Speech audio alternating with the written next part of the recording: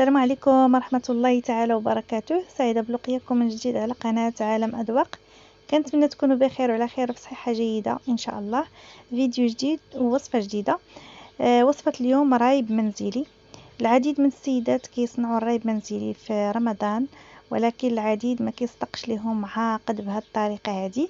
بناء على طلب العديد من السيدات اللي بغاوني نتقاسم معهم طريقتي في تحضير الرايب منزلي، وانا كنوفي الطلب، وان شاء الله نكون عند حسن ظن العديد ويعجبهم هاد لا فيديو، تعجبهم الفكره وتعجبهم طريقه التحضير ديالو.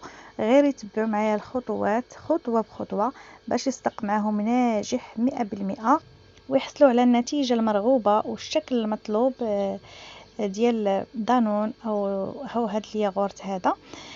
صراحه راه كيجي رائع بمعنى الكلمه. يعني انا جربت نقلبه عده مرات، ما كيطيحش ما كيهوى. بلا ما نطول عليكم، تبعوا لا فيديو حتى الاخر باش تعرفوا على المقادير وعلى طريقه التحضير ديالو. بسم الله على بركه الله. غادي ناخذ اطر ديال الحليب، نصف لتر غادي نحتفظ به هنا جانبا، والنصف الاخر وضعته في الكاسرونه اللي غادي نديه يطيب. وغنضع فيه 3 الملاعق ديال السكر. مهم ما تكثروش السكر، لان السكر من بين المسببات اللي ما كتخليش الياغورت ديالكم يصدق لكم. وتاني حاجه غادي نستعمل فيه فاني، يعني سكر فانيلا، وحده ولا جوج على حسب الرغبه. غادي نخلط الكل مزيان وغادي نديه فوق النار حتى يطيب. هاد الطريقه كتخلي السكر ديالكم يذوب ما كيبقاش. يعني هنا ملي كيطيب الحليب كنخليه كيبرد شويه وكنوضع فيه الاصبع ديالي باش نشوف الحراره ديالو. الا استحملت هذيك الحراره يمكن لي نضيف هذا النصف الاخر ديال الحليب ونضيف دانون يكون عاقد بنكهه الفاني. يمكن لكم تعوضوه بنكهه الموز، المهم يكون عاقد ماشي اي ياغورت. وغادي نخلطهم مزيان في هذا الحليب حتى يذوب لنا الياغورت. يمكن لكم ترجعوه للخلاط كهربائي وطحنوه صافي. وغادي نجيب كؤوس تقديم او الكؤوس اللي غادي نوضع فيها هذا الرايب هذا، وغادي نعمرهم.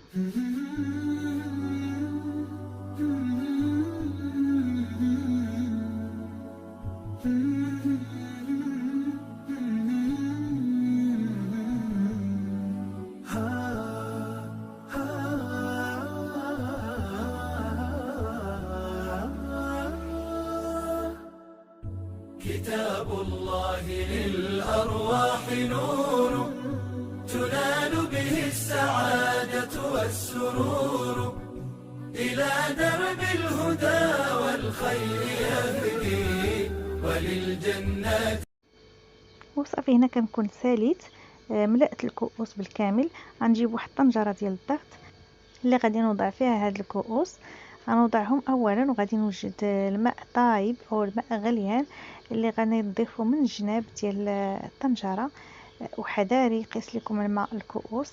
يمكن لكم تملؤوها بالماء اولا عاد توضعوا الكؤوس، المهم الماء يكون طايب. صافي غنوضع الكؤوس بالكامل وغادي نحاول نغطيها بواحد الكيس بلاستيكي، ومن بعد غادي نغطيها مزيان. يمكن لكم تضيفوا شي غطاء يكون ساخن باش هكذا يعقد لكم الرايب بسرعه بفعل الحراره. صافي غادي نخليه ليله كامله، وفي الصباح كنوض كنشوف الرايب صافي كنلقاه جاهز وواجد عقاد بالكامل. ودابا غادي نوضعو في شي بلاطو ولا شي حاجه باش هكذا ندخلو للثلاجه حتى يبرد. ومن بعد غادي نرجع معكم باش تشوفوا الشكل النهائي ديالو ملي كيبرد. يعني غير من دابا راه الرايب كيبان عاقد. شوفوا الشكل ديالو باقي ما دخلتوش للثلاجه وكيبان ناجح 100%، ماشي حتى 100%. الصراحه راه رايب يعني بهذه الطريقه هذه كيصدق معكم الرايب غزال. كنتمنىكم تجربوه. ودابا غادي ندخلو للثلاجه ونتلاقاو من بعد باش نشوفوا الشكل النهائي ديالو.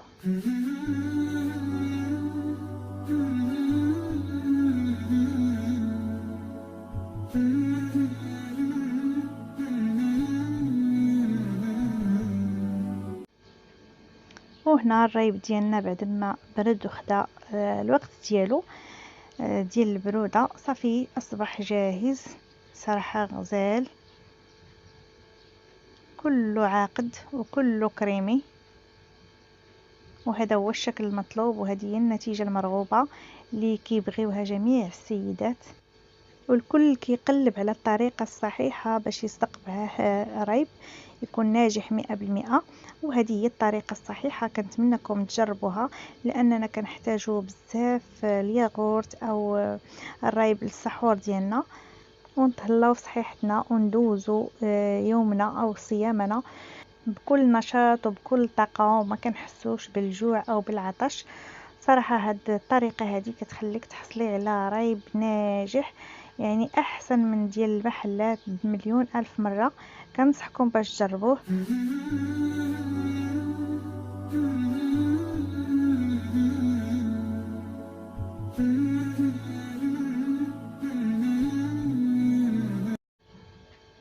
وغادي نشارك معكم كذلك طريقة تزيين الرايب بالفريز اللي كيجي على شكل باناكوتا، كيجي رائع بمذاق الفريز، كيجي واحد المذاق روعة.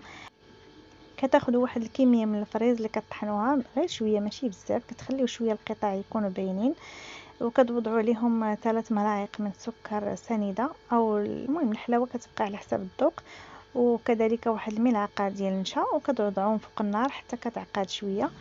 صافي كناخذ هذا الكولي ديال الفريز وكنوضعوه فوق الرايب اللي كنت حضرته مسبقا بنفس الطريقه.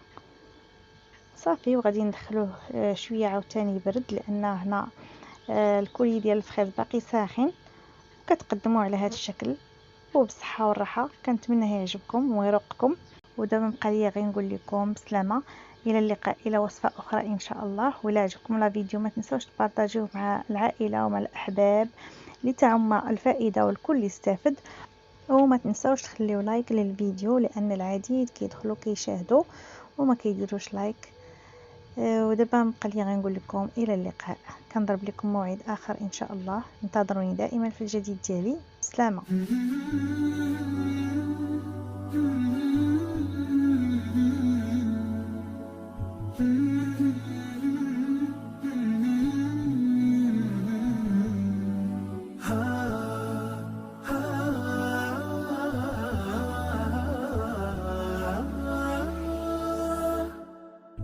كتاب الله للأرواح نور، تنال به السعادة والسرور.